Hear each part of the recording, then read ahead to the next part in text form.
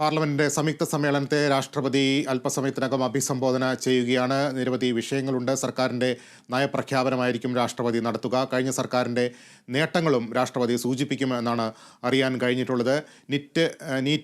Net പരീക്ഷയിലെ ക്രമക്കേടടക്കമുള്ള വിഷയങ്ങൾ പ്രതിപക്ഷത്തിൻ്റെ കയ്യിലും ആവനാഴിയിലെ അസ്ത്രങ്ങളായി ഉണ്ട്.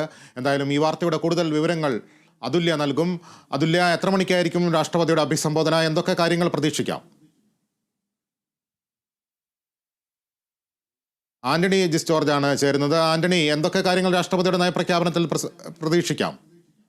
തീർച്ചയായും മൂന്നാം മോദി സർക്കാർ അധികാരത്തിലെത്തിയ ശേഷമുള്ള ആദ്യ നയപ്രഖ്യാപന പ്രസംഗമാണ് ഇന്ന് നടക്കുന്നത്. അല്പസമയത്തിനകം തന്നെ 11 മണിക്ക് തന്നെയാണ് നയപ്രഖ്യാപന പ്രസംഗവും നടക്കുക. ഇരു സഭകളെയും രാഷ്ട്രപതി അഭിസംബോധന ചെയ്യും എന്നുള്ളതാണ്. ഏതായാലും മോദി സർക്കാർ കഴിഞ്ഞ മുൻ വർഷങ്ങളിൽ നിന്ന് നടപ്പാക്കിയതിൽ നിന്ന് വ്യത്യസ്തമായി എന്തൊക്കെ പദ്ധതികളാകും, അല്ലെങ്കിൽ എന്തൊക്കെയാണ് അവരുടെ നയത്തിൽ വന്നിരിക്കുന്ന വ്യത്യാസം എന്നുള്ളതാണ് എല്ലാവരും കാത്തിരിക്കുന്ന ഒരു കാര്യമെന്ന് പറയുന്നത്. കാരണം കഴിഞ്ഞ 2 തവണയും ഒറ്റയ്ക്ക് ഭൂരിപക്ഷവുമായി വന്ന മോദി സർക്കാരുകളാണ് കണ്ടതെങ്കിൽ ഇത്തവണ ഘടകകക്ഷികളുടെ കൂടി പിന്തുണയോടുകൂടിയാണ് മോദി സർക്കാർ വന്നിരിക്കുന്നത്. അതുകൊണ്ട് തന്നെ അവരുടെ പല പ്രഖ്യാപിത ലക്ഷ്യങ്ങളും അത് ഇത്തവണ ഉണ്ടാകുമോ എന്നുള്ളതും കാത്തിരുന്ന് കാണേണ്ടതാണ്. കാരണം ഘടകകക്ഷികളുടെ കൂടി താല്പര്യങ്ങൾ കണക്കിലെടുക്കേണ്ട ഒരു സാഹചര്യമുണ്ട്. ഈ ജാതി സെൻസസ് അടക്കമുള്ള കാര്യങ്ങൾ നേരത്തെ തന്നെ JDU അടക്കമുള്ള കക്ഷികൾ മുന്നോട്ട് വയ്ക്കുന്ന ഒരു സാഹചര്യം ഉണ്ടാവുകയും ചെയ്തിട്ടുണ്ട്. അതുപോലെ തന്നെ കശ്മീർ അടക്കമുള്ള കാര്യങ്ങളിലും പുതിയ സാമ്പത്തിക നയം എങ്ങനെയായിരിക്കും എന്നുള്ള കാര്യങ്ങളിലടക്കം ഒരു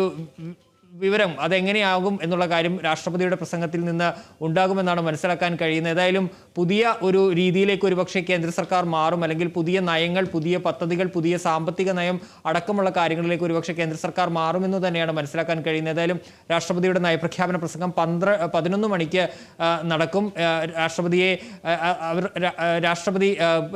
രാഷ്ട്രപതി ഭവനിൽ നിന്ന് പാർലമെന്റ് മന്ദിരത്തിലെത്തും. അവിടെ സ്പീക്കറും പ്രധാനമന്ത്രിയും അടക്കമുള്ളവർ ചേർന്ന് രാഷ്ട്രപതിയെ സ്വീകരിക്കും.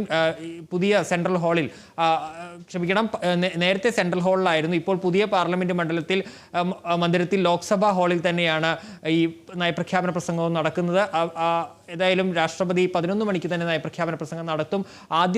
മൂന്നാം മോദി സർക്കാരിൻ്റെ ആദ്യ നയപ്രഖ്യാപന പ്രസംഗത്തിൽ എന്തൊക്കെയാണ് ഉണ്ടാവുക എന്നുള്ള ഒരു ആകാംക്ഷയിലാണ് എല്ലാവരും. ശരി ആന്റണി.